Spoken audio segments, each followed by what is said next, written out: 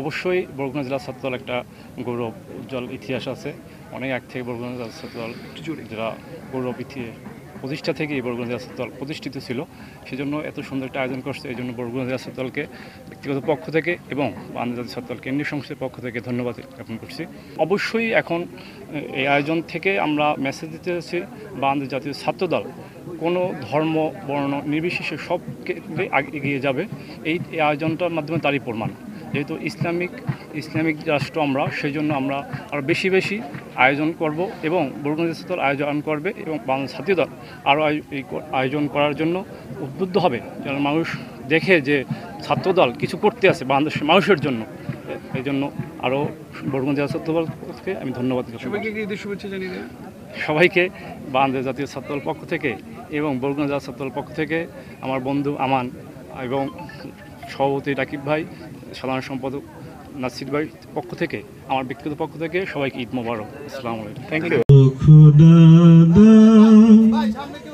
আমায় আবার ওমর দারাজ দিল দাও খোদা দাও, আমায় আবার ওমর দারাজ দিল। দেখেন, মহাবিশ্বের মহাগ্রন্থ আল কোরআন এবং এই কোরআন বিশ্ব মানবতার অগ্রদূত হযরত মুহাম্মদ সাল্লাল্লাহু আলাইহি ওয়াসাল্লামের উপর যে 23 বছরের মহান রব্বুল আলামিন এই কোরআন নাজিল করেছেন, সেই কোরআন যে শুধু মুসলমানের না, কোরআন সমগ্র মানব জাতির জন্য আল্লাহ হেদায়েতের গ্রন্থস্বরূপ পাঠিয়েছেন। এবং বাংলাদেশের জাতীয়তাবাদী ছাত্রদল কেন্দ্রীয় সংসদ সারা দেশে এবারে আমরা এই কোরআন তেলাওয়াত এবং হিফজুল কোরআন প্রতিযোগিতা করেছি এবং তারই ধারাবাহিকতায় আজকে যদি রোজা 29 হয় তাহলে সব শেষ দিন আজকে বরগুনা একদম এই সাগরপাড়ের জেলায় জেলা ছাত্রদল আয়োজনে এই কোরআন তেলাওয়াত প্রতিযোগিতা এবং একটি মনোরম পরিবেশ এই প্রতিযোগিতা অনুষ্ঠিত হচ্ছে। প্রতিযোগীরা অংশগ্রহণ করেছে এবং আমরা বিশ্বাস করি যে মানুষ, সাধারণ শিক্ষার্থীরা এই অনুষ্ঠানকে তাদের হৃদয়ের গভীরতম জায়গা থেকে এটা গ্রহণ করবে ইনশাআল্লাহ। পাশাপাশি এখানে যারা আয়োজন করেছে তাদেরকে কেন্দ্রীয় সংসদের পক্ষ থেকে ধন্যবাদ জানাই। হ্যাঁ, ইনশাআল্লাহ কোরআন তেলাওয়াতের প্রতিযোগিতা এবং যত সৃজনশীল কাজ আছে এবং বাংলাদেশের সাধারণ শিক্ষার্থীরা 5ই আগস্টে যে প্রবল আকাঙ্ক্ষা নিয়ে দেশে একটি গণ-অভ্যুত্থান ঘটিয়েছে, সেই গণ-অভ্যুত্থানের যে স্পিরিট, সেই চেতনাকে ধারণ করে আমরা একটি ইতিবাচক ছাত্র রাজনীতির যে ধারা ছাত্রদল সারা দেশে করছে, সেই ইতিবাচক ছাত্র রাজনীতি এই বরগুনায় অব্যাহত থাকবে এবং ঈদ পরবর্তী সময়ে আমরা আরও সৃজনশীল কাজ নিয়ে আপনাদের সামনে উপস্থিত হব এবং সেটি চমক হিসেবে থাকবে ইনশাআল্লাহ। পাশাপাশি যেহেতু আপনারা কথা বলেছেনই, আমি খুব উদ্বিগ্ন এবং আমি এটা গতকালকে যে ঘটনাটি দেখলাম বরগুনাতে, আপনি দেখেন যে বাংলাদেশে একটি গণ-অভ্যুত্থান হয়েছে। এমন না যে একটি আন্দোলনের মাধ্যমে সরকার পরিবর্তন হয়েছে, গণ-অভ্যুত্থান সংগঠিত হয়েছে। সুতরাং সেই গণ-অভ্যুত্থানে বাংলাদেশের সকল শ্রেণী পেশার মানুষ একটি ফ্যাসিস্ট দলের বিরুদ্ধে রাস্তায় নেমেছিল।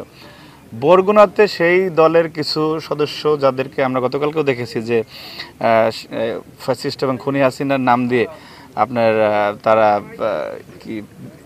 খাবার বিতরণ করছে, ত্রাণ বিতরণ করতেছে, ওনাদেরকে একই সাথে প্রশ্ন রাখতে চাই এবং সতর্ক করতে চাই। প্রশ্নটা হচ্ছে এমন যে আপনাদের নেত্রী তো আপনাদেরকে রেখে পালিয়ে গিয়েছে এবং বাংলাদেশে তার বিরুদ্ধে এবং আপনাদের দলের বিরুদ্ধে একটি গণ-অভ্যুত্থান হয়েছে এবং তার নির্দেশে বাংলাদেশে হাজার হাজার মানুষকে পাখির মতো গুলি করে শিশুদেরকে হত্যা করা হয়েছে। সেই কোনো ঘটনার জন্য ক্ষমা দুঃখ প্রকাশ না করে এবং সেগুলি কোনো বিচার না হওয়া পর্যন্ত তো তাদের রাজনীতি করার কোনো ধরনের অধিকার নেই। সুতরাং তারা যে রাজনীতি করতে বরগুনাতে চাচ্ছে, তারা গণপ্রতিরোধের মুখে পড়বে এবং তাদেরকে ছাত্রদল বা যারা বাংলাদেশপন্থী আছে তাদেরকে প্রয়োজনে কিন্তু খুঁজে বের করা হবে। সুতরাং তাদেরকে স্পষ্টভাবে বলতে চাচ্ছি যে খুনি হাসিনা এবং তাদের যারা এই হত্যাকাণ্ডের সাথে সরাসরি জড়িত, তাদের বিচার না হওয়া পর্যন্ত দয়া করে কোনো ধরনের রাজনৈতিক কর্মকাণ্ড আপনারা বরগুনায় চালাবেন না। যদি চালাতে যান তাহলে আপনারা বিপদগ্রস্ত হবেন। আমরা চাই না যে এই সাগরপাড়ের জেলা এখানে এই ধরনের কোনো একটা পরিস্থিতি তৈরি হোক।